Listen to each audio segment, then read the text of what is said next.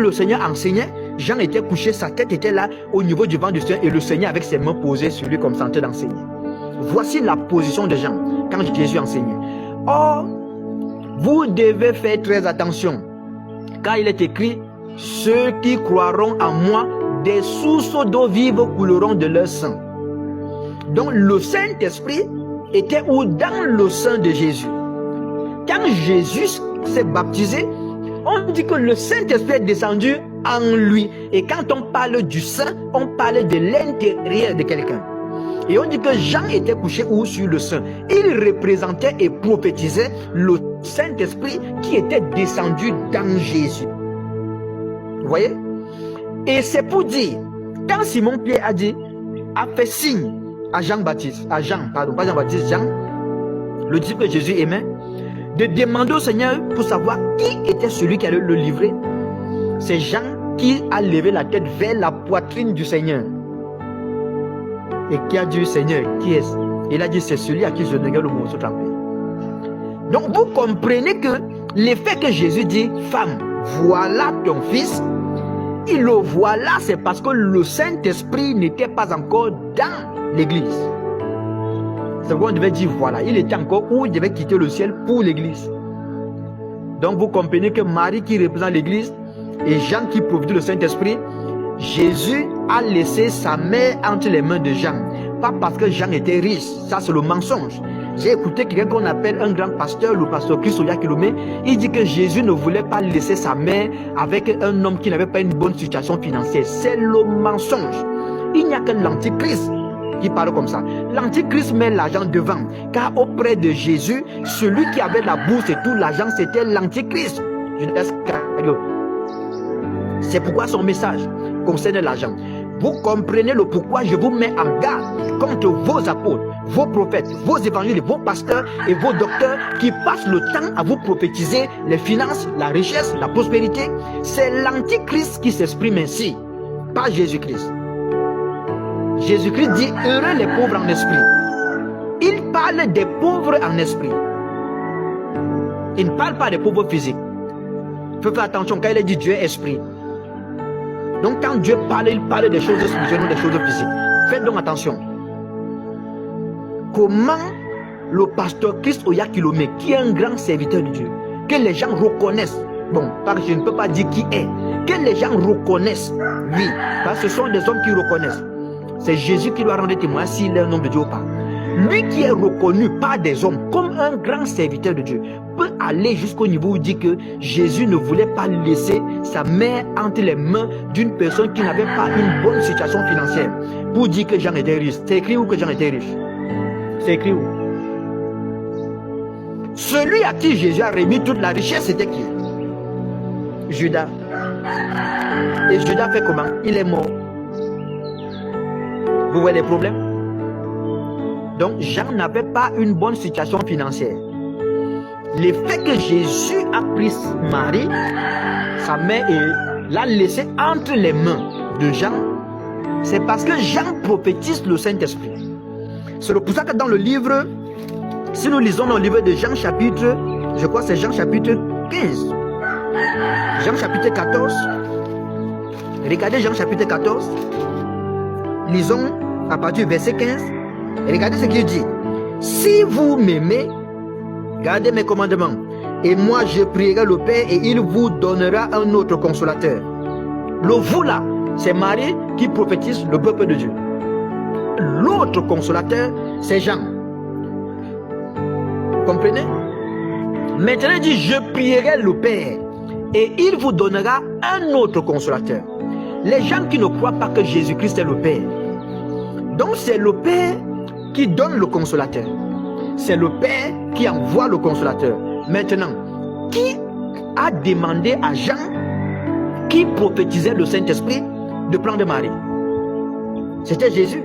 Il était où? À la croix. Donc vous comprenez que quand Jésus parlait, il disait, femme, voilà ton fils. Et il disait, fils, aux disciples qu'il aimait, il disait, voilà ton fils. Ça, c'est le Père qui envoyait le Saint-Esprit à l'église. Donc vous comprenez que Jésus-Christ, c'est le Père. Il a dit, celui qui m'a vu a vu le Père. Jean 14. Quand Philippe lui dit, montre-nous le Père et cela nous suffit. Il dit, comment peux-tu dire, montre-nous le Père? Ne crois-tu pas que je suis dans le Père et que le Père est en moi? Celui qui m'a vu a vu le Père, car le Père et moi, nous sommes un. D'où est-ce que les gens sortent avec cet enseignement de la Trinité, qui est un enseignement satanique et antichrist? Je vous dis, tous les pasteurs, que ça soit, même si vous les reconnaissez comme des grands pasteurs, tous ceux qui enseignent la Trinité, ils enseignent l'enseignement de l'antichrist. Il n'existe pas trois dieux. Il n'existe pas trois personnes en Dieu. Un seul Dieu qui s'est manifesté, qui accomplit trois fonctions. La première fonction, le Père. La deuxième fonction, le Fils. La troisième fonction, le Saint-Esprit. C'est Jésus qui dit aux disciples qu'il aimait, voilà ta mère. Et il dit à Marie, voilà ton fils. Vous voyez qu'il a remis l'église entre les mains de qui? Le Saint-Esprit. C'est ça notre thème. Vous voyez? Et moi je prierai le Père et il vous donnera un autre consolateur, afin qu'il demeure éternellement avec vous. L'Esprit de vérité que le monde ne peut recevoir parce qu'il ne le voit point et ne le connaît point. Mais vous, vous le connaissez car il demeure avec vous et il sera en vous. Il dit, mais vous, vous le connaissez car les disciples connaissaient Jean. Vous voyez? Mais vous, vous le connaissez car il demeure avec vous. Qui restait avec les disciples? Jean était là avec eux. Jésus-Christ était là avec eux. Vous avez vu? Et il dit, et il sera en vous. Il dit quoi? Car il demeure. Quand il dit il demeure, il parle dans le présent. Et pour ce qui est de l'intérieur, il dit, il sera en vous, dans le futur. Ce que là dit, voilà. Vous comprenez ça?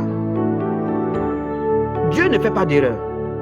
Dieu ne commet pas d'erreur. Tout ce que Dieu dit est prophétique, ça a une signification. Il suffit seulement que l'écriture soit interprétée et vous allez tout comprendre. Est-ce que vous avez vu? Maintenant, regardez encore. Allons au chapitre 16. Le chapitre 16, lisons à partir du verset 17. À partir du verset 7. Regardez ce qui est écrit. Cependant, je vous dis la vérité. Il vous est avantageux que je m'en aille.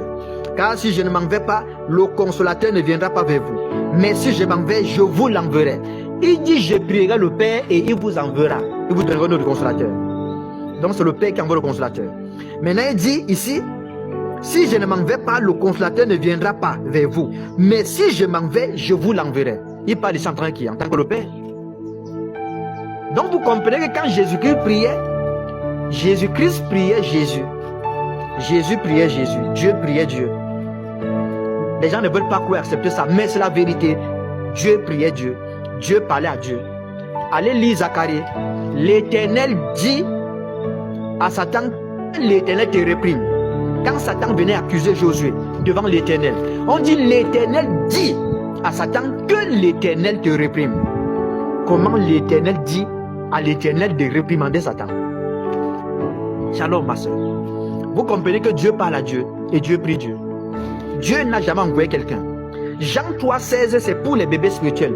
Dieu a tant aimé le monde et qu'il a envoyé son fils. Si vous croyez que c'est envoyer son fils, vous êtes encore un bébé. Mais pour des hommes matures, pour des hommes spirituels qui ont la révélation des Écritures, Dieu a tant aimé le monde, il a quitté son trône, est venu en personne et s'est livré pour nous, afin que le monde soit sauvé par lui et non condamné. Vous avez compris? Voici le pourquoi, quand vous commencez à comprendre les Saintes Écritures, votre langage change. Quand il dit, si vous me connaissez, vous connaîtrez aussi mon Père. La connaissance, faites attention. Il dit, puisque tu as rejeté la connaissance, je te rejetterai aussi, tu es ton fils. Vous comprenez qu'une dénomination, c'est toute une église, c'est une église qui a rejeté la connaissance spirituelle de Dieu. Et Dieu rejette aussi maintenant cette église qui est une femme avec ses enfants qui sont ses fidèles. Ils deviennent donc quoi? Une dénomination. Et comme ils n'ont plus Dieu pour loi, parce qu'ils l'ont rejeté, lui qui est la connaissance, ils vont donc s'établir eux-mêmes leur propre loi, leurs propres règles. On commence le culte à quelle heure? 30 minutes d'intercession, 30 minutes de louange, 15 minutes d'adoration, 1 heure ou 45 minutes de prédication.